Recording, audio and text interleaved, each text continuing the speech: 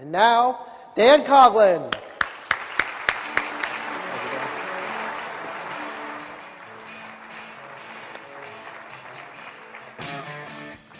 3 years ago, I had a meeting in Libertyville, Illinois, which is about 45 miles northwest of Chicago.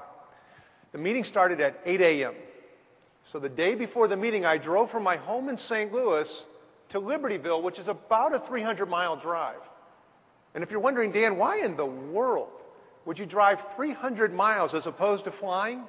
I just have two words: O'Hare Airport.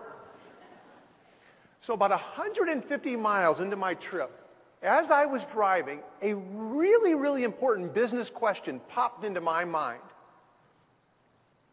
I did pack my jacket and my shirt for the meeting tomorrow, didn't I? I looked to my right, no jacket, no shirt. I looked to my left, no jacket, no shirt. I had managed to leave my jacket and my shirt in my closet at home in St. Louis. So I drove for about 5 more miles, and I thought to myself, you know, it's too late in the day for me to drive all the way back to St. Louis and to make it to Libertyville at a decent hour.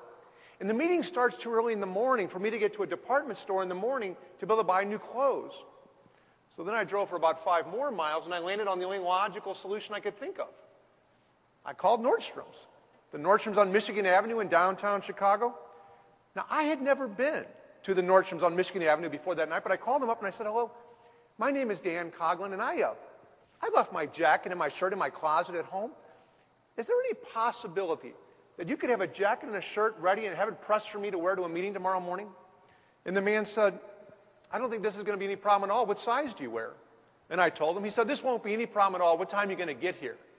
I said, I think it's going to be about 9:30. He said, now we have a problem. He said, our store closes at 9 o'clock. But he said, I tell you what, we'll keep our store open for you. When you get here, just come on upstairs, and we'll be all ready for you.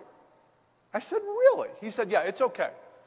I called 2 more times for directions. I pulled into the parking lot at 9:25. I ran upstairs. I went up to the woman behind the counter. I said, ma'am,